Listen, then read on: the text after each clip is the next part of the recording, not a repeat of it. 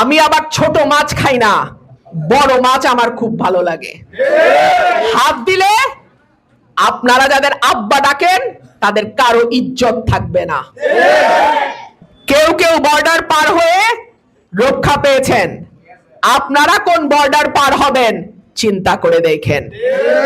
এটা কি শুধুমাত্র একটা সরকার পরিবর্তনের আন্দোলন ছিল?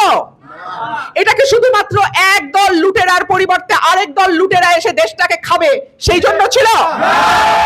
এই লড়াইটা কি ছিল যে আগের মতো দুর্নীতি চলবে, শুধু মানুষগুলো বদলায় যাবে? এই আন্দোলন সেই জন্য ছিল না। আমরা রাষ্ট্রের গুণগত পরিবর্তন চেয়েছিলাম। আমরা চেয়েছিলাম একটা মানবিক রাষ্ট্র, যেই রাষ্ট্রে 18 কোটি মানুষ তার নাগরিকের অধিকার নিয়ে বাঁচতে পারবে।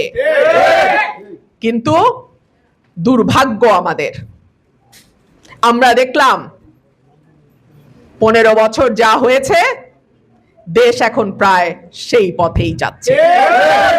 অনেকে বলে পতিত ফ্যাসিস্টকে ফিরতে দেয়া হবে না। পতিত ফ্যাসিস্টকে কেউ ফিরতে দেবে না, যদি ফেরে আপনাদের ব্যর্থতার কারণেই ফিরবে।